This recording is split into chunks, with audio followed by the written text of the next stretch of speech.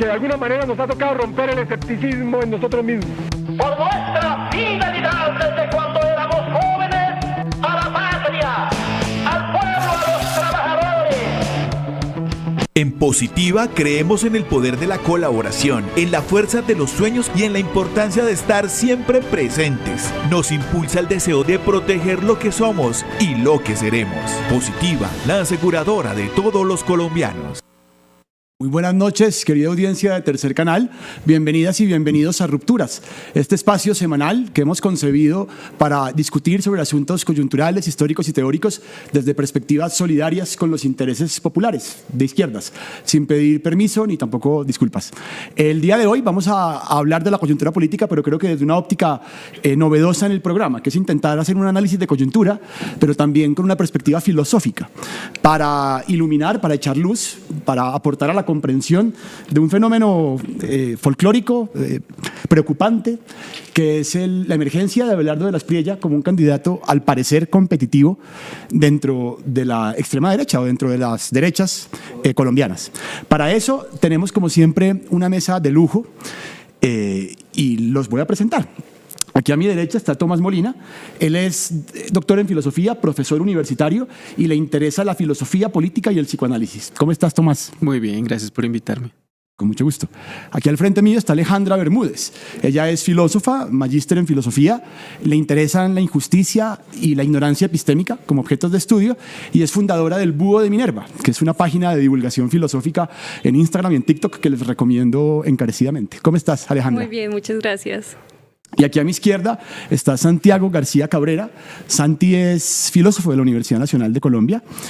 También le interesan la filosofía política y la filosofía de la naturaleza de una perspectiva marxista hegeliana y es además militante comunista. ¿Cómo estás, Santi? Muy bien, gracias. Gracias por la invitación.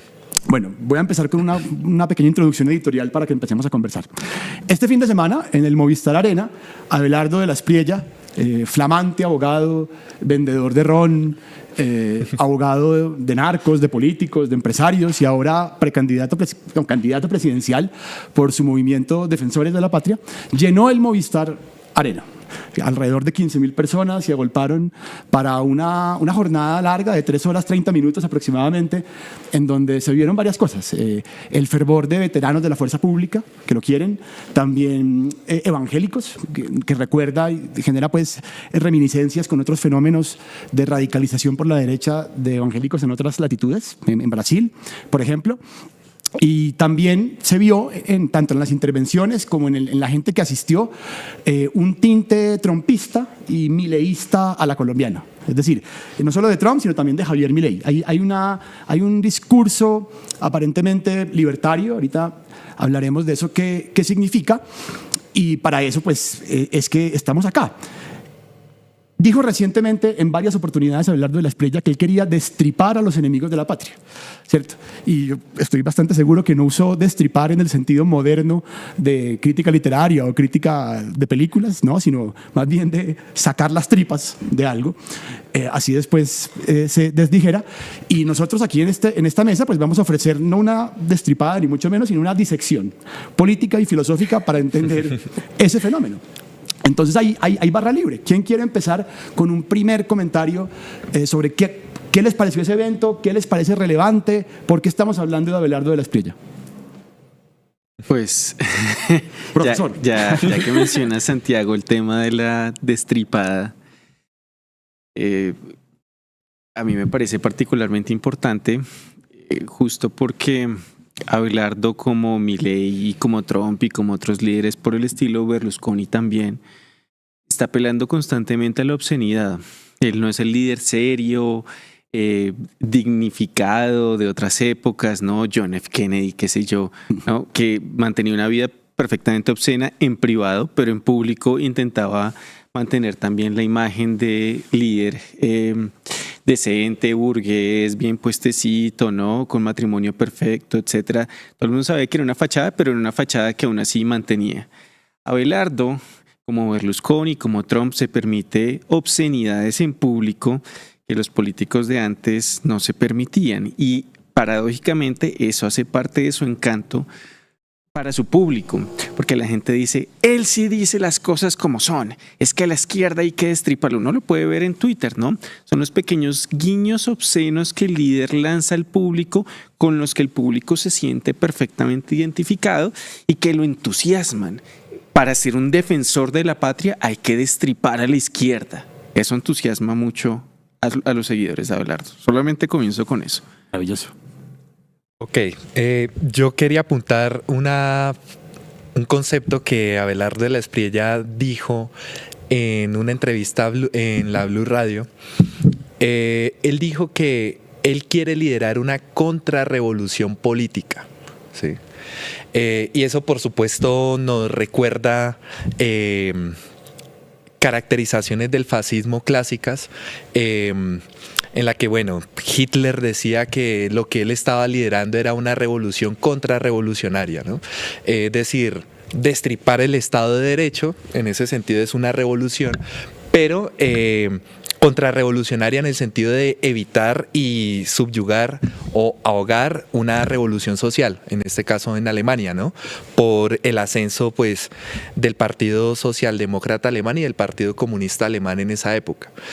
Y un poco, pues, Petro no es ni cerca ni siquiera al Partido Socialdemócrata de Alemania de los años 30, pero Gustavo Petro, pues sí es un líder de izquierda reformista que de todos modos ha hecho que el terror rojo que tanto asusan las extremas derechas se haya hecho presente de una forma bastante manipulada, por supuesto.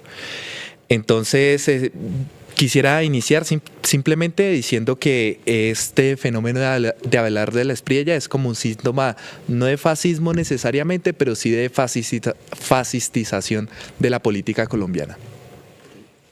A mí hay muchas cosas que me tienen horrorizada, pero hubo algo que me llamó mucho la atención en el evento que suscitó como mucha emoción en la gente, y fue cuando él empezó a decir, yo tenía una vida muy cómoda en Italia, y yo dije que únicamente me iba a meter aquí si mi patria estaba en peligro. Entonces es como toda esta idea de el héroe, del viaje del héroe, y por eso vengo aquí ante ustedes, y creo que eso tiene mucha conexión con lo que decía Tomás frente a el tipo. Es un tipo que genera mucha simpatía en las personas que lo ven. Y en ese sentido sabe muy bien qué recursos retóricos, qué tono usar, qué palabras usar, y ahí llegamos a la destripada, ¿no? Creo que a la izquierda constantemente muchas veces se le olvida que el lenguaje no solamente es un instrumento de disputa, sino que constantemente está en disputa. Y lo de la destripada creo que es esa forma de castigar y de generar como unos límites entre un ustedes y un nosotros, que precisamente es lo que genera tanta simpatía entre las personas que le siguen y que lo ha vuelto un fenómeno tan interesante, muy similar al de Milei, muy similar al de Trump, en donde no están buscando a personas que digan coherencias lógicas ni que tenga, mejor dicho, un discurso bien construido donde cita 30 pensadores y dicen como este tipo sabe, sino porque precisamente usa estos significados de la destripada, del terrorismo, de la patria, de su defensa, para que digan, este es el que necesitamos para salvar la patria. Eso me pareció muy importante. Bueno, me voy a imaginar, voy a tomar el lugar de un hipotético televidente conservador, y en ese sentido, solo en ese sentido figurado y lúdico, voy a hacer de abogado del diablo. Porque, no sé, alguien podría decir, claro, pero así son los mamertos, ¿no? O sea, los mamertos ven que Abelardo de la Espriella habla de destripar, pero Petro, que aquí pues no, es evidente que el presidente tiene la mayoría de mis simpatías, tiene, por no decir todas, también se le acusa desde una parte del espectro ideológico de utilizar palabras altisonantes, que además en muchos casos concuerdo, no sé, formas esclavistas o incluso pues, llamados antioligárquicos que también apelan a no necesariamente a emociones como la serenidad, como alguna vez le reclamaba Alejandro Gaviria, sino también a la ira, a la indignación, al agravio. Entonces, si pudiéramos hablar un poco de eso, no tan, pues, en qué se parecen, en qué se diferencian y sobre todo, qué dice el momento político actual como la recurrencia de emociones fuertes, de pasiones en política. Bueno, yo diría primero una caracterización, y es que me parece clave que la irrupción de Abelardo de la Espriella da cuenta de una crisis de liderazgo en la derecha política en este país. Es decir, los políticos profesionales de la derecha, del Centro Democrático, de Cambio Radical, Partido Conservador, etcétera, no están en este momento como una opción realista para disputar la presidencia de la República aquí en Colombia. Y entonces en ese marco, pues emerge esta figura carismática, un poco medio distorsionada de derecha, ¿no? Segundo, pues a mí el presidente Petro a veces me parece un poco fastidioso, la verdad, no porque sea altisonante, sino porque a veces usa conceptos de manera muy laxa, creo yo. Por ejemplo, el esclavismo, ¿no? Contra el esclavismo en Colombia y la reforma laboral va a acabar con el esclavismo. No, porque en Colombia no hay esclavismo. En Colombia hay capitalismo precarizado. Sí es cierto que la clase trabajadora colombiana está muy precarizada, que no tiene mucha seguridad jurídica sus contratos de trabajo asalariado, pero eso no significa que haya esclavismo, ¿no? Eso es capitalismo puro y duro. Entonces eso a mí me genera fastidio a veces. Bueno, por el lado de Petro, yo también considero que hay como una manera muy pandita a veces de abordar, de emplear diversos conceptos como para suscitar todavía más emoción en el lenguaje. Y que creo que nunca se miden en el impacto que tiene en realidad entre la separación de lo que dice él y lo que está sucediendo en la realidad material del país. Pero sobre todo como que a mí me ha generado mucho fastidio cada vez que mete las manos a hablar de temas de género, en donde evidentemente hay una ignorancia activa muy grande acerca de qué significa lo que él está diciendo, pero sobre todo una resistencia a no querer como cruzar esos límites de lo que no sabe. Pero también sé que hay una separación muy grande entre la forma grandilocuente en la cual él emplea sus discursos y en la cual está haciendo la derecha. Yo no considero que la derecha esté como en una crisis de liderazgo. Creo que más bien han sabido muy bien hacia dónde direccionar sus liderazgos, a sabiendas que no necesitan la misma figura de hace 30, 40 años para poder asentarse en el poder, sino que precisamente necesitaban como adaptarse desde estos lugares que generaban más credibilidad, más fiabilidad en su discurso. Y creo que ahí está un poco la ruptura y la separación entre esa actitud y grandilocuencia de Petro y la que tiene un Abelardo de la Espriella, y porque genera como tanta fiabilidad como entre las personas. Me parece que Petro en ocasiones efectivamente usa una retórica exagerada, pero no creo que se corresponda con la que utiliza Abelardo, es decir, no creo que sean equivalentes. Uno puede insultar a los contrincantes políticos y eso sucede en todas partes, pero una cosa es eso y otra llamar al destripamiento de esos mismos contrincantes, ¿no? Y creo que eso tiene que ver con lo que hablábamos al principio, y es que en la derecha habría que preguntarse cómo, o mejor dicho, desde la perspectiva de la izquierda hay que preguntarse cómo es que la derecha concibe la patria.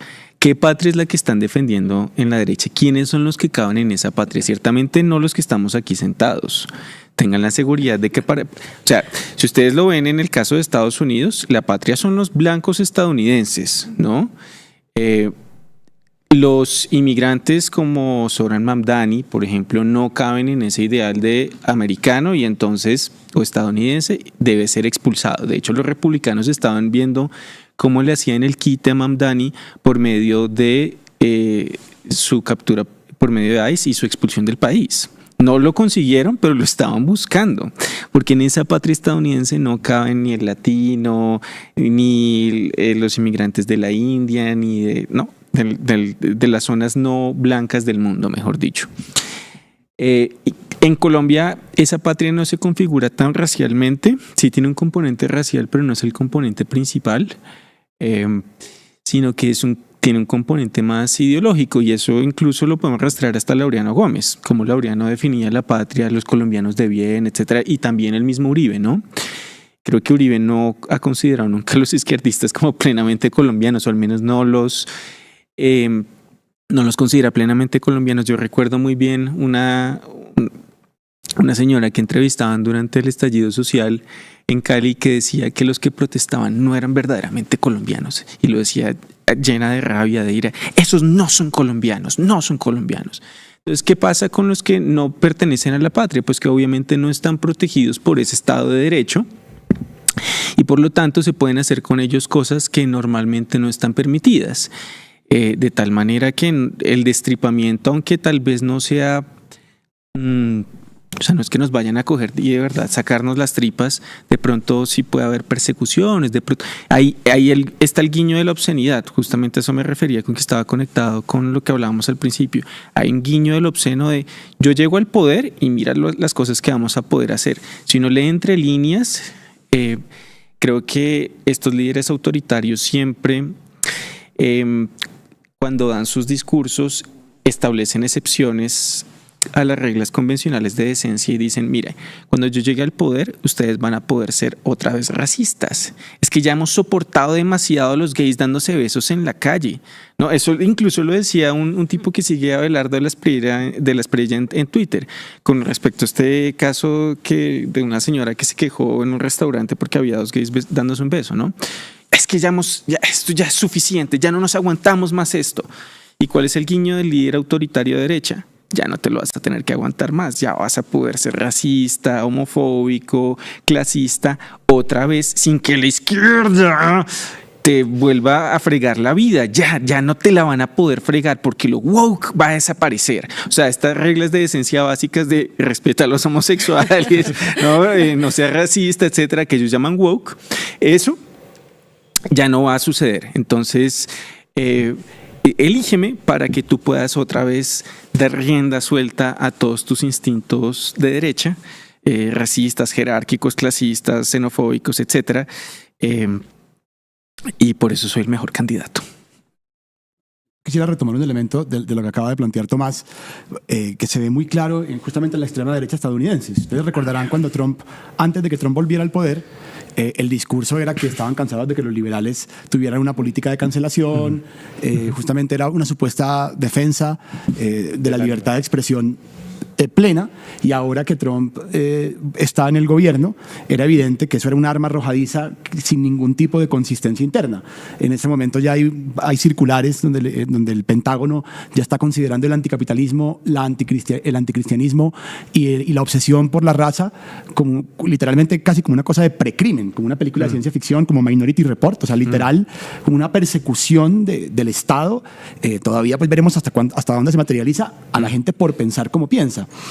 Y eso me lleva a retomar una cosa que decía Santiago, que es el carácter, no de que Abelardo de la Espriella indique fascismo propiamente, porque no, sino fascistización. Pero me parece chévere que pudiéramos explicarle pues ofrecer unas líneas para la audiencia de qué quiere decir eso. Y yo pues me aventuro de primeras. Listo, claro, el fascismo como concepto es un concepto histórico. Pues es un régimen que es la derecha se vuelve revolucionaria para enfrentar el auge del movimiento obrero. Contrarrevolucionaria. Perdón. Se vuelve revolucionaria de derechas, como decía, contrarrevolucionaria. Sí. La derecha se vuelve contrarrevolucionaria, pero incluso con una retórica de movilización total, en ese sentido pseudo-revolucionaria. Es contra el Estado. Exacto. Es desde el movimiento popular. En ese sentido tiene un carácter revolucionario, pero el contenido es formalmente revolucionario, pero el contenido político es contrarrevolucionario. Exacto. Claro, listo. Pero estamos de acuerdo pues que el fascismo histórico tiene que ver con la amenaza del movimiento obrero, de la revolución comunista.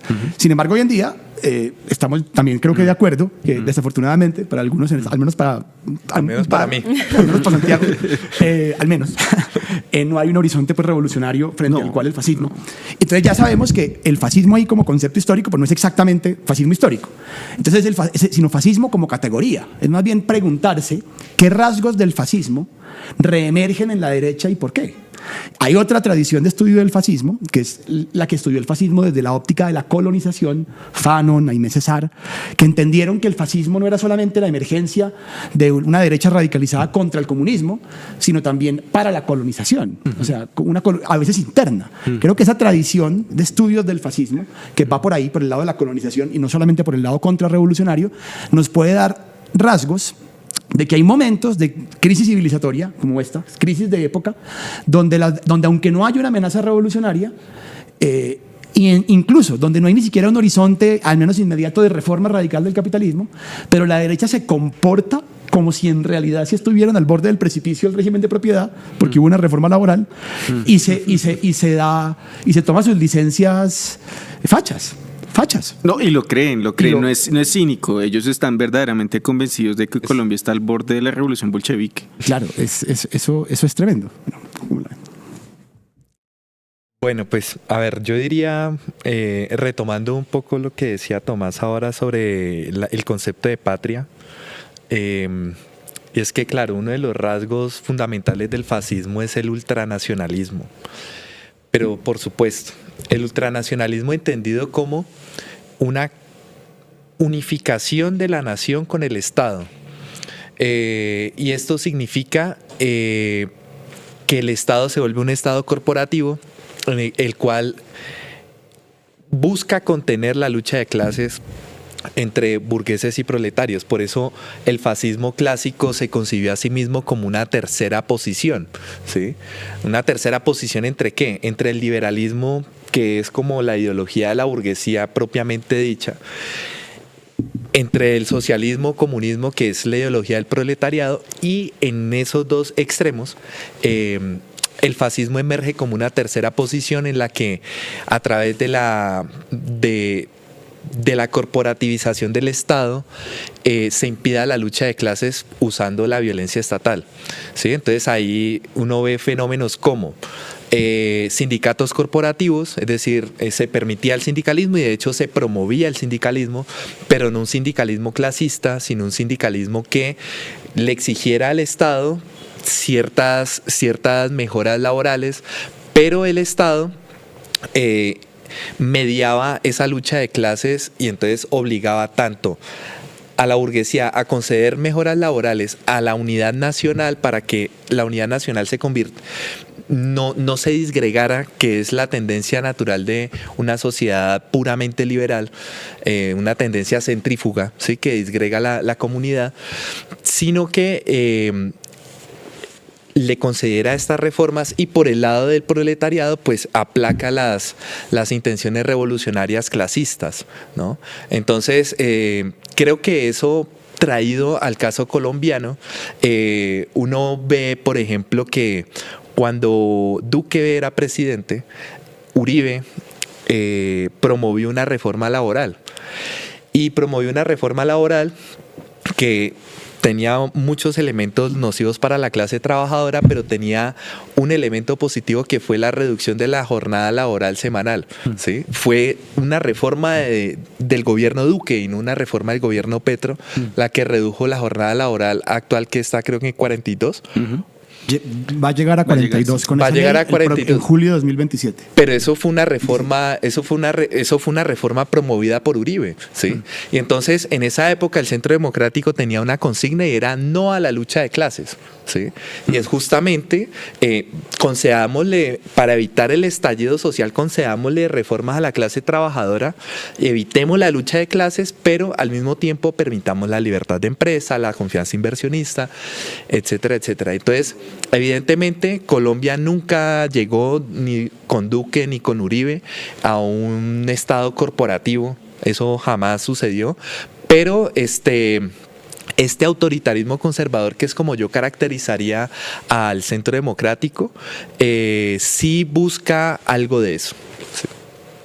Ahí, solamente para complementar un poquito lo que dice Santiago, bueno, eso también es una característica del bonapartismo, o es mejor dicho, la característica distintiva del bonapartismo. Es correcto. El Estado como mediador entre las clases sociales en conflicto, dándole beneficios a los proletarios a costa de unos poquitos sacrificios de la clase capitalista para mantener una cierta armonía social y evitar esa tendencia centrífuga de la sociedad liberal que tiende a la atomización de los individuos, ¿no? La falta de pertenencia nacional, etcétera, que, para meter a Hegel en la jugada, decía que solamente se corregía con la guerra, entre otras cosas. Sí. Les hago una otra pregunta a propósito de la Espriella. Le pusimos de título a este programa un poco de manera jocosa como pregunta es que tigre que ruge no muerde, ¿cierto? O más bien, tigre que ruge no muerde. Y también recordé, pues es inevitable, la metáfora de tigre, digamos que hay que reconocérselo, es poderosa en el sentido en que, pues no lo digo como un halago, sino antes como, en fin, se ganaron sus milloncitos los del marketing político que le dijeron imite a Milei, creo yo. Ahorita pueden valorar esa opinión. Pero también recuerdo como Mao Zedong, por ejemplo, decía que el imperialismo era un tigre de papel. Entonces, les voy a hacer esa pregunta. De las prietas un tigre, pero es un tigre de papel, ruge, pero muerde, y hago la pregunta en dos sentidos. Tanto en términos de competencia electoral, ¿sí? Como ¿es en realidad el candidato que va a terminar siendo el candidato a la derecha? O de pronto, Juan Carlos Pinzón, que uno ve que los ricos y los medios y entrevistas en la W y la oligarquía, pero decidida a intentar viabilizar a un candidato sin ningún tipo de tracción popular en la derecha, creo yo. En ese sentido, es un tigre de papel y ruge, y en otro sentido, nuestras instituciones, la institucionalidad colombiana, ¿hasta qué punto con una presidencia de un dirigente pues, que no tendría problema en reconocerse de derecha extrema, incluso ultraderecha, la institucionalidad lo aguantaría? En el sentido, ¿sería capaz de contener sus tensiones, sus pretensiones autoritarias e incluso violentas? ¿Qué creen? ¿Quieres comentar, Alejandra? Es que no comentaste la vez pasada. Sí, por favor. Bueno. Me obligaron, ¿no? Yo considero que hay varios elementos a tener en cuenta, incluyendo como la pregunta que nos hiciste antes, que me quedé pensando en... el fascismo hoy tiene la habilidad de tomar unos elementos estéticos y volverlos muy digeribles. Y creo que ahí entra lo del tigre, que ruge y muerde duro. Porque no hay nada más poderoso en estos momentos que tener una identidad de marca en redes sociales, a lo que a la izquierda le ha quedado muy grande en las elecciones. Y dos, lograr conectar el público con ese tipo de elementos, como pues que representa un tigre a la larga al lado de un león, como Milei. Y creo que el fascismo, al hacer como hoy como ese tipo de símbolos tan digeribles, hace que la gente diga como esto no es fascismo, esto es un invento de los mamertos que quieren traer aquí elementos anacrónicos para meternos sus cosas y ya suficientes derechos humanos por ahora, mucho comunismo. Y en cuanto a esa estetización del fascismo, hoy pensaba... Abelardo, lanzaron unos tenis que valen 5 millones de pesos y que son precisamente como ese tipo de elementos en la estética del cómo se ve un nosotros versus un ustedes, que tiende a reforzar todavía más la narrativa del poder del tigre.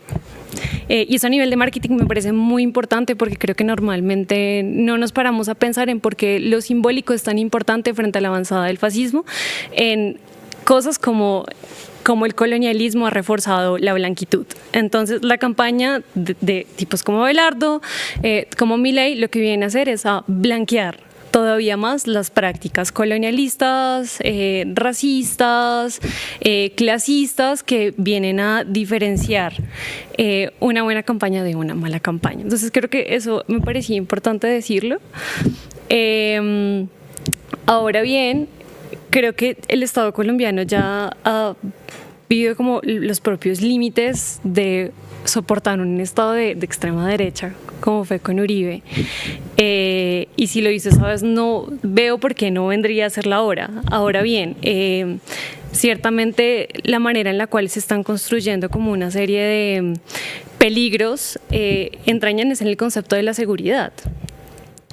Creo que la campaña a la que apunta la ultraderecha en este momento es como a decir, si Colombia está al borde de una revolución bolchevique, pues lo que tenemos que devolver es los valores sociales, morales, políticos y culturales que van a levantar el país, pues porque estamos al borde de una crisis homosexual.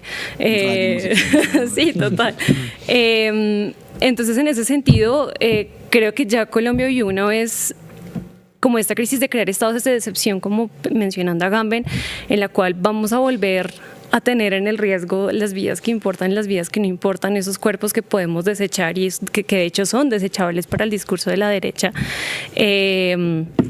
y que son necesarios para limpiar la patria y hacerla digna otra vez. O sea, a la larga todos ellos son defensores de la patria y para ello se necesita pues devolver los valores de seguridad que permiten poner en riesgo todas esas vidas que no cumplen con los valores de la derecha. Entonces, en ese sentido creo que el Estado colombiano sí tiene toda la capacidad de volver a contenerlo, es decir, eso es lo que en realidad está en riesgo. Si me permiten un breve comentario sobre lo que dice Alejandra del estado de excepción. Creo que en la historia colombiana los pobres, los humildes, los marginados han vivido siempre bajo un estado de excepción. Sí, completamente. Para ellos Sí, el así Estado de es. Derecho no ha existido. Los falsos positivos son simplemente una historia más en un entramado larguísimo desde tiempos coloniales en los que se les despoja a ellos de derechos y se los trata como simples cosas, ¿no? No como sujetos de derecho. Mejor dicho, casi que habría que invertir el lugar común. La justicia no es Así para los es. de Ruana, a ellos no les llega la justicia, justamente. Así es. Y sobre si Abelardo es un tigre de papel o no, bueno, tú Santiago, lo pones en varios contextos. Bueno, primero contra Pinzón. Abelardo tiene una desventaja contra Pinzón y es que es una persona desde la perspectiva de las élites, digamos, cachacas tradicionales, y con cachacas no me refiero exclusivamente a las de Bogotá, digamos a las élites del interior. Es una persona extremadamente vulgar. Abelardo tiene unas pretensiones de elegancia y refinamiento y europeización, ¿no? Él quiere el capital de la blancura, pero desde la perspectiva de un señor de Rosales de toda la vida, Abelardo es un tipo vulgar y dicharachero que es absolutamente lo contrario a la elegancia, ¿no? Pero grotesco mal, ¿no? No es grotesco, pero grotesco mal, ¿no? Sí, sí, sí. No del está mal en el gusto. mismo lugar. Exactamente. Pero van a votar por él igual. ¿Sí? No llega, aquí en Bogotá había un dicho para referirse a las familias bien que no eran de Bogotá, y era gentecita bien de tierra caliente, así las llamaban. Abelardo no llega ni siquiera a esa categoría. Entonces, o desde los ojos de una persona de la oligarquía bogotana o incluso de la clase media bogotana, Abelardo es un corroncho y van a preferir a Pinzón simplemente porque lo ven más cercano a su propio hábitus, a su visión de mundo, ¿no? Porque Pinzón, bueno, es un tipo bogotano, digamos, burgués, etcétera, y no tiene esa mancha, uno, de la costeñidad, ¿no? Que sí pone una barrera para la gente del interior, y dos, pues también de esa pretensión, pues de esa vulgaridad, que casi, mejor dicho, sacada del burgués gentilhombre de Molière, ¿no? Un hombre que quiere adoptar todas las características superficiales de la nobleza, pero lo hace de una manera tan ridícula que no convence a absolutamente nadie. Aunque añadiría, para terminar el comentario, que Abelardo se diferencia de Monsieur Jourdain, que es el burgués gentilhombre, y es que el personaje principal de la obra de Molière es un bobo, todo el mundo se aprovecha de él. En cambio, Abelardo es el que se aprovecha de todo el mundo, ¿no? Como con los tenis. O sea, ¿quién es el bobo que le está comprando tenis de 5.000? O sea, eso es lo que hacían con él. Eso es lo que hacían con Monsieur Jourdain. Al tipo le vendían pendejadas carísimas porque él creía que se estaba ennobleciendo con eso, ¿no? Por fin me van a respetar. Era un hijo de un zapatero, ¿no? Que estaba ascendiendo socialmente y se creía, pues, o quería ser ya él, y la familia sabía que era un pendejo, que el tipo lo estaban estafando. Abelardo es todo lo contrario, o sea, sí ha adoptado superficialmente los rasgos de la clase alta europea que él quiere imitar, lo ha hecho mal, pero él no es ningún bobo, él es el que está estafando a la gente. Y creo que incluso si no llega a la presidencia, habrá hecho como Trump un gran negocio de la política, porque con cuánta plata no se ha quedado Trump solo vendiendo las gorras de MAGA. Pues un montón. No sé cuántos tenis habrá vendido Abelardo, pero me imagino que el merchandising ese del Movistar Arena habrá sacado un buen dinerillo. Claro que sí. No, pues yo complementaría las dos intervenciones precedentes lanzando la hipótesis de que están lavando plata con lo de los tenis. Es decir, A ver, los clientes de Abelardo de la Espriella tienen que estar financiando vía compra de tenis esa campaña. Sí, eso es lo primero. Lo segundo, anotar que para la burguesía bogotana también Uribe era vulgar. Sí. Sí, era un finquero, era un caballista y un levantado. Sí, un levantado y un aparecido, ¿sí? Es como cómo se atreve a venir acá a invadir el sitio de nosotros. Porque Uribe, pues, es un tipo que no hace parte, pues, de una élite urbana, ¿no? Pero aún así la burguesía colombiana lo aceptó. A regañadientes, sí, pero claro, sí. porque era lo que necesitaba la burguesía colombiana en ese momento. Yo no sé si la burguesía colombiana hoy tenga el consenso que tuvo en su momento para aceptar a Uribe, ¿sí? No lo creo. De hecho, me parece que el espectro político está fragmentado en 3 bloques claramente y en esa medida, pues, la burguesía colombiana ha perdido un poco de hegemonía política. Segundo, creo que, volviendo al consenso popular, creo que Abelardo de la Espriella no podría ni siquiera amenazar la institucionalidad colombiana como lo hizo Uribe en su momento, porque le hace falta consenso popular para lograr hacer algo parecido a lo que hizo Uribe en su momento. Es que Uribe era el que mandaba en la política y tenía popularidad del 60-65% y con eso podía hacer lo que se le diera la gana, básicamente. Y en la élite colombiana había un frente antiinsurgente Por supuesto. que ayudaba a amarrar esa voluntad de Uribe. O sea, Y los medios, todos los medios a favor de él. Exactamente. Y eso no lo veo con Abelardo de la Espriella. Abelardo de la Espriella puede ser inteligente, pero no es Uribe, ¿sí? No es un animal político como lo es Uribe. Por otro lado, lo de tigre de papel, yo quería hacer un comentario sobre eso. Y es que Mao Zedong decía que el imperialismo era un tigre de papel. Y es como, amigo, el imperialismo no es un tigre de papel. El imperialismo es un tigre de verdad, ¿sí? Es en serio y muerde, como decía Alejandra ahorita, ¿sí? Entonces uno no puede, por una actitud triunfalista, pues decir, uno debe tener la disposición de ganar y todo, pero no por eso uno puede subestimar a los enemigos políticos, ¿sí? Y Abelardo de la Espriella, yo en estos momentos no lo veo, no lo visualizo presidente todavía, pero eso no quiere decir que no pueda llegar a hacerlo, ¿sí? Y que no represente un peligro para la convivencia democrática de Colombia. Yo les propongo que hablemos de algunos aspectos programáticos y culturales de esto que vimos el fin de semana. O más bien, esto que vimos el fin de semana como una manera de aproximarnos a aspectos programáticos de Abelardo de la Espriella. Entonces vimos evangélicos de derechas.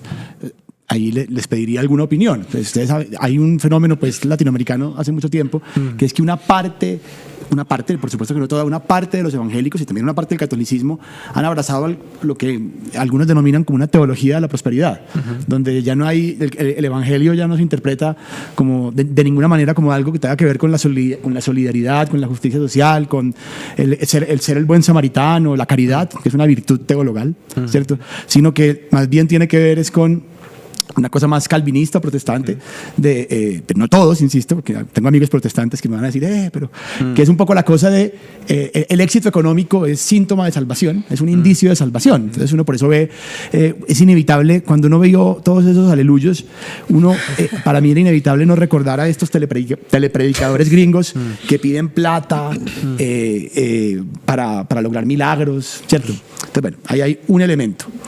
Segundo, es su componente propiamente libertario. Libertario, por supuesto, no en la tradición libertaria, que yo creo que ya estoy muy viejo, porque cuando yo estaba joven, libertario todavía significaba anarquista. Sí, Bakunin, Kropotkin, Proudhon, Malatesta. Estos son talibanes del capitalismo. Claro, yo sabía que Rothbard existía, pero uno decía libertario de derechas, pero el adjetivo era de ellos, libertario de derechas. En cambio, ahora libertario es anarcocapitalista. Quisiera que habláramos un poco de eso, ¿cierto? Porque en este país, creo que si algo ha funcionado bien en este gobierno, son algunas medidas mínimamente redistributivas que han demostrado que gobiernos anteriores basados en ideas liberales tenían, incluso voy a usar su lenguaje neoliberal, tenían a la gente comiendo mierda de manera subóptima. O sea, incluso en sus propios régimen de acumulación había más pobres de los que debía haber. Lo digo porque el aumento del salario mínimo... Robinson lo decía. Exacto. El aumento del salario mínimo sacó gente de la pobreza, disminuyó la pobreza laboral. Eso no tiro por el piso en los niveles de acumulación de capital, ¿cierto? En cambio aquí tenemos, en contraste con eso, a un man que es un libertario anarcocapitalista, o sea, que cree en el recorte de los derechos sociales, en el recorte de la capacidad del Estado de regular el capitalismo para que sea algo distinto, al menos en el corto plazo, al sálvese quien pueda. Bueno, entonces, evangelismo, libertario y un tercer elemento, que es este asunto con las fuerzas militares. Ustedes como, claro, eso nos vuelve a llevar un poco a los espectros del fascismo, ¿no? Pero, ¿cómo interpretan? ¿Qué dice eso? ¿Qué dice esa simpatía de la reserva activa del ejército, de ACORE, todavía con posiciones tan ultraderechistas? Yo me acuerdo leyendo sobre la República Liberal en los años 30, a Enrique Olaya Herrera y Alfonso López Pomarejo se demoraron décadas, o sea, toda la República Liberal intentaron desconservatizar un poco el ejército, un poquito, ¿cierto? No fue suficiente. López tuvo una intentona golpista, ¿cierto? Y tan no fue suficiente que el ejército se demoró 4 años de dictadura para tumbar para montar a Rojas, para frenar la violencia conservadora que estaba matando al campesinado colombiano liberal y comunista. Entonces, no sé, ver a esos militares ahí de la reserva activa tan tachos me dio como miedo. Entonces, les propongo esos 3 elementos: cristianismo, libertarianismo y fuerzas militares, y ahí barra libre, lo que quieran decir, quien quiera decir. Pues yo me atrevería a lanzar una primera idea al menos, o por lo menos una idea cortica sobre cada uno de los puntos. Sobre el evangelismo. Bueno, ese evangelismo es una expresión de la ideología dominante, mejor dicho.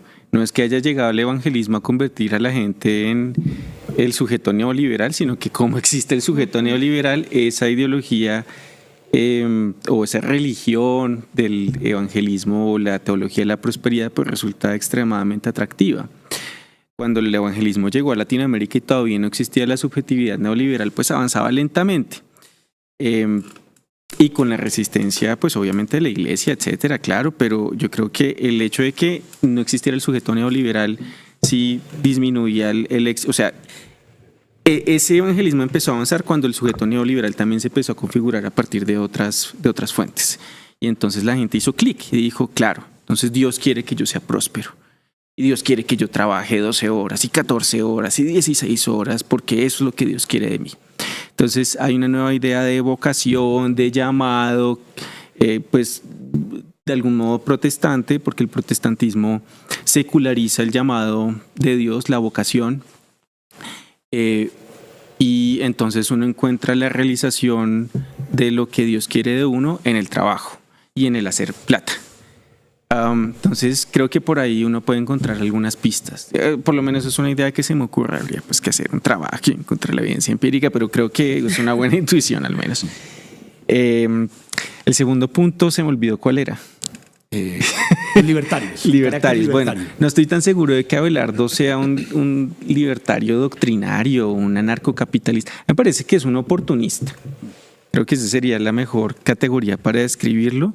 Él está peleando esas ideas porque es lo que está de moda con Milei, es lo que estuvo de moda con Musk cuando era asesor de Trump. Yo creo que él no se ha leído, no sé si se ha leído libros completos en su vida, pero y si se los ha leído pues de pronto con dibujitos, pero no creo que él sea de verdad un doctrinario que se haya leído a Rothbard y a Mises ni ninguna de esas cosas. Tampoco. No. Bueno, sí, pero por lo menos Milei finge que no, o sea, La disimula mejor. Sí, los plagia, en fin. Lo que pasa con Abelardo es que él tiene unos asesores ahí que sí creen en eso y le están apelando a esas ideas precisamente porque coinciden con la teología de la prosperidad y entonces el Estado no me ayuda a mí, yo me valgo por mí mismo porque igual Dios me protege, etcétera, etcétera. ¿Para qué Estado si hay Dios, mejor dicho? Pero eso no quita que no vaya a implementar ideas de ese estilo. Lo que estoy diciendo es que pueden ser, o sea, Abelardo como Trump puede tener ideas perfectamente contradictorias. Y de hecho también como Reagan, o sea, Reagan dejó la deuda de Estados Unidos por los cielos y incrementó el gasto en defensa y lo que puede cambiar son las prioridades del gasto, mejor dicho, más que achicar el Estado o lo que sea. Yo creo que puede cambiar las prioridades del gasto y eso puede ser una muy mala noticia para los sectores populares de Colombia. Y el último, ¿cuál era? Se me olvidó otra vez. La cosa con los militares. Ay, los milicos. Que son tan paracos. Pues no todos, hay unos que son más civilistas. Pero yo creo que sí estamos en mora de seguir en ese, de acelerar ese proceso de sacarlos de la lógica de la Guerra Fría y de ese conservatismo extremo. Yo me acuerdo que, bueno, todos ustedes también lo recordarán, que durante el estallido social, este tipo, el que era secretario de gobierno de Claudia López, ¿cómo se llama? El de barbita. Luis Ernesto Gómez. Luis Ernesto, sí, dijo que el SMAT podía cambiar su comportamiento si cambiaba de uniforme, si se ponían uniformes blancos, si se hacían yoga y no sé qué más pendejadas. Pues, no, obviamente uno de los problemas más importantes ahí es la doctrina. Ahora que hablamos de Abelardo, él hizo parte de una organización civil como a mediados de los 2000, durante el primer gobierno Uribe, destinada a adoctrinar estudiantes universitarios para que se volvieran proparacos. Y esa organización, si mal no estoy, también les dictaba charlas a los militares. Y obviamente no es el único caso, es decir, en Colombia hubo toda una estructura diseñada a adoctrinar a los militares para volverlos no solamente paracos, sino conservadores, de derecha, todos bien alineaditos. Y creo que no hemos hecho el esfuerzo suficiente para contrarrestar todo ese esfuerzo que se hizo a principios de los 2000, que obviamente tiene una base histórica fuerte, pero es que se radicalizó mucho. Y eso, pues, no lo hemos tocado lo suficiente, creo, hasta ahí. Bueno, frente a las iglesias evangélicas, considero que lo primero y más primordial es pensar que las formas de colonialismo desde los años 70 en todo el sur latinoamericano no son posibles de pensar sin el proyecto evangelizador. La mayoría de iglesias que mandaron misioneros acá tenían una misión muy grande y era la de establecer qué sujeto era sujeto de salvación. Convertirlo para el Señor. Y me parece muy relevante porque pues de una u otra manera la manera en la que se instalaron en esa época llegó a tener la repercusión de reforzar los discursos de las nuevas derechas. Y dio pie a la construcción de las mega iglesias.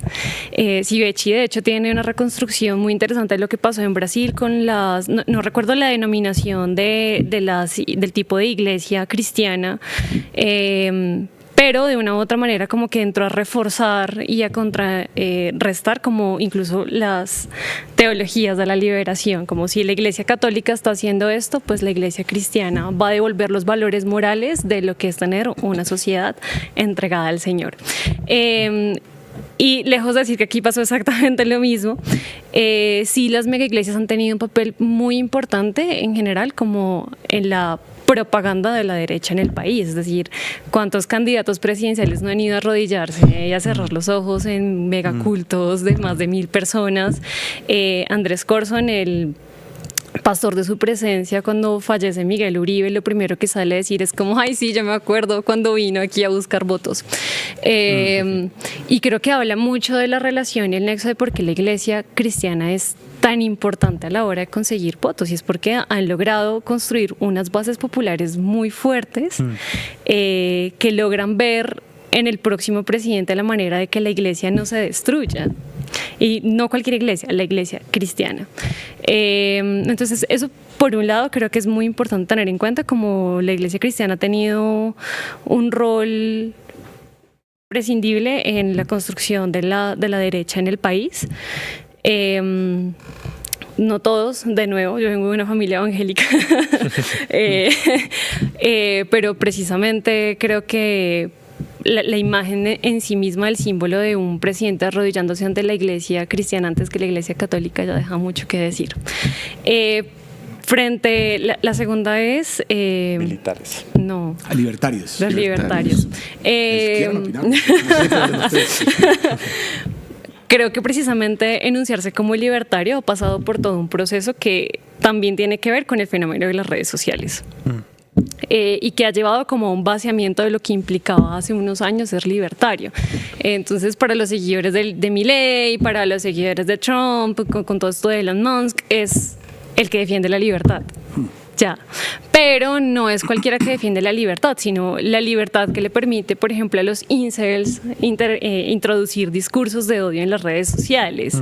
Es el que no defiende los derechos humanos, ya fueron suficientes homosexuales por este lado, como devuelvan a las cosas a como eran antes. Entonces, creo que es el nexo entre el libertario, es el que defiende como la libertad de expresión y de discurso, pero siempre y cuando se construya desde sus valores y en unos espacios particulares. Entonces, claramente ser libertario está basado en su significado, creo que es lo mismo decir no es nada, pero ese no ser nada ha tenido unas repercusiones bien interesantes. Lo que pasó con Milei es eso, no querían un tipo que teniera un discurso claro frente ni a su plan de gobierno, querían alguien que defendiera la libertad, pero pues, ¿de qué libertad estamos hablando?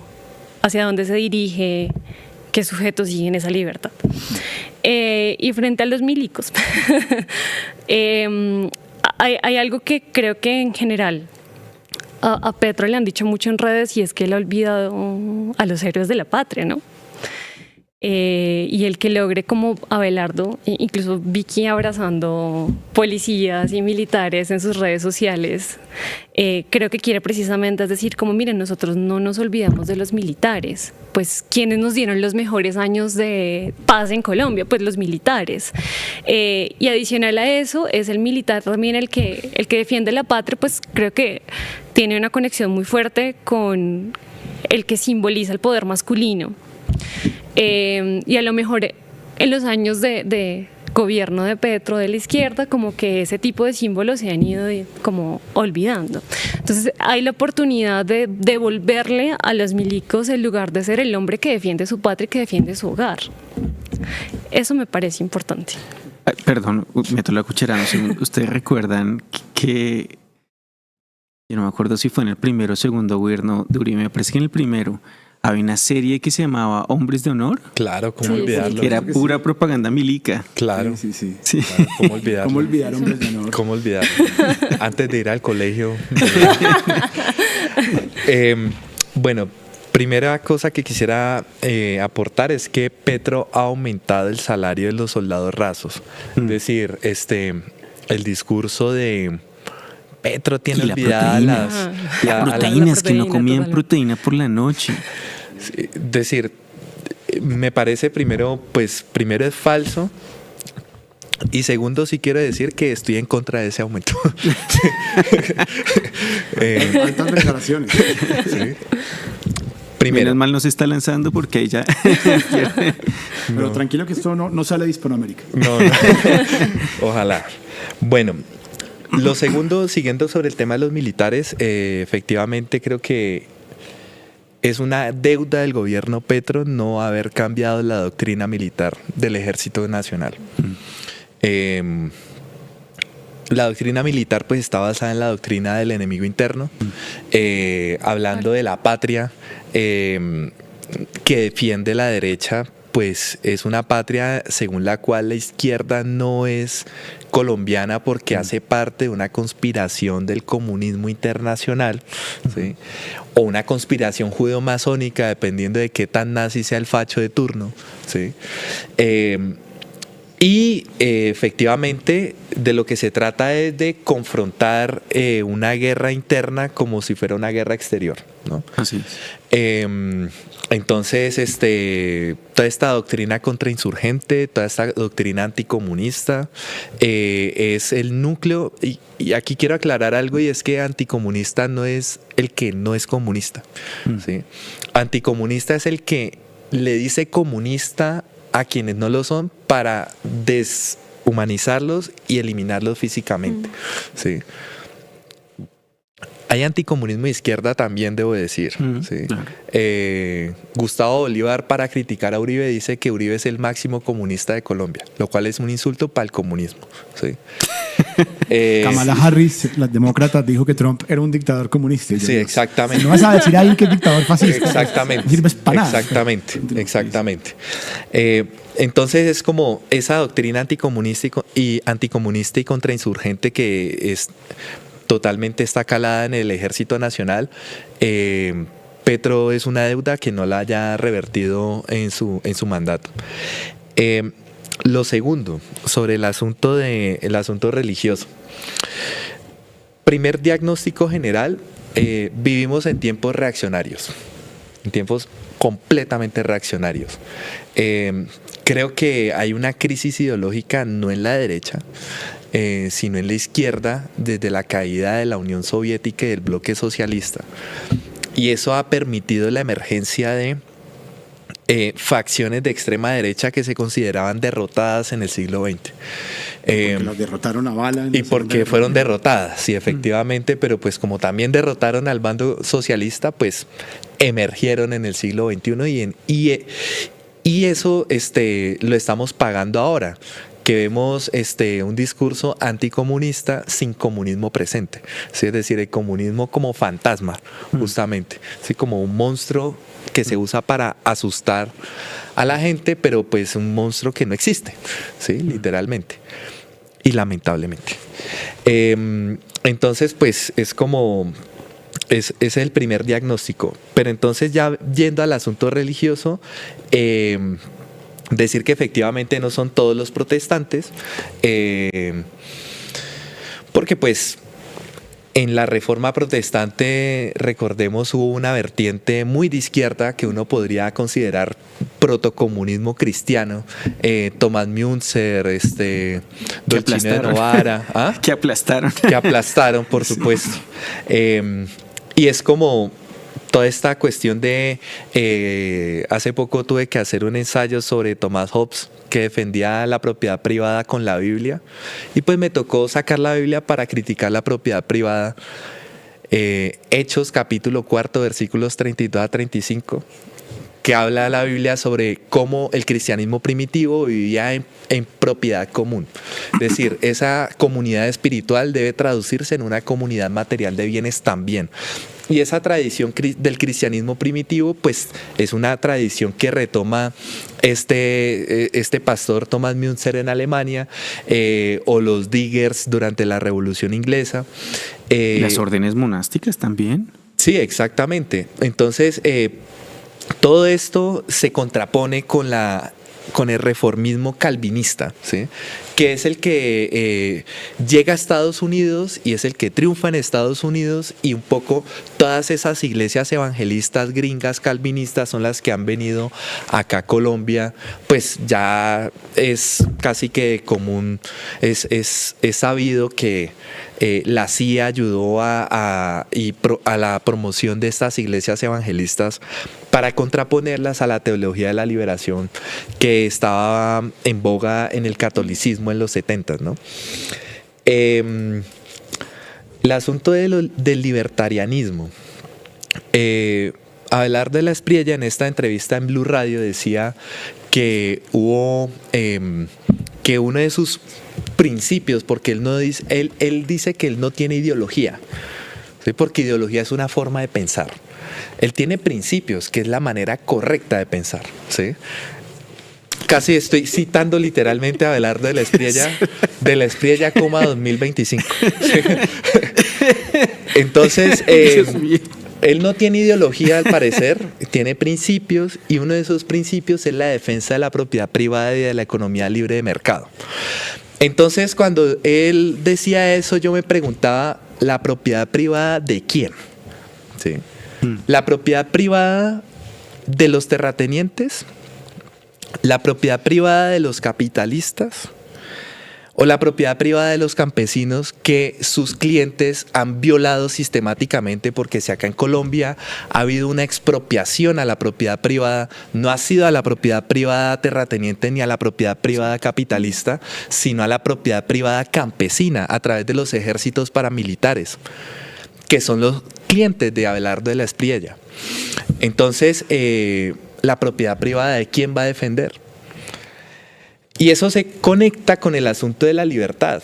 Entonces acá voy a parafrasear una frase de Marx, es como: no se coman el cuento de los que hablan de la libertad en abstracto, porque hay que preguntarse, ¿la libertad para quién? No es la libertad de un individuo con otro, sino que se trata, en este caso de Abelardo de la Espriella y de los libertarios, entre comillas, de la libertad de los capitalistas para explotar a los trabajadores. Y esa es la libertad fundamental que quieren defender estos libertarios, entre comillas, y eso por supuesto tiene que ver con una exacerbación del racismo, una exacerbación del sexismo, del machismo, incluso de la xenofobia, porque aquí está extrema derecha, también hay un subtexto xenófobo contra la clase obrera venezolana migrante, que la discriminan. Y claro, si uno discrimina una porción de la clase obrera, es más fácil bajarle los salarios, es más fácil ponerla a competir entre ella para que no se dediquen a confrontar a sus verdaderos adversarios. Bueno, compañeros, Tomás, Alejandra, Santiago, muchísimas gracias. Ya por cuestiones de tiempo debemos acabar acá. Les agradezco mucho por esta conversación, de verdad. Gracias por venir. Espero volverlos a tener acá en otra oportunidad para hablar de este tema y de otros. Bueno, muchas gracias, Santiago. Querida audiencia de Tercer Canal y de Rupturas, espero que hayan disfrutado esta conversación tanto como yo la disfruté, como la disfrutamos nosotros, nosotras. Fue un análisis de coyuntura hecho por filósofas, por personas filósofas, por filósofos, por una filósofa, y aquí volveremos a tener programas así. Recuerden, todos los jueves alrededor de las 6 de la tarde, conversaciones con rigor y compromiso. Hasta mañana. En Positiva creemos en el poder de la colaboración, en la fuerza de los sueños y en la importancia de estar siempre presentes. Nos impulsa el deseo de proteger lo que somos y lo que seremos. Positiva, la aseguradora de todos los colombianos. Porque de alguna manera nos ha tocado romper el escepticismo en nosotros mismos.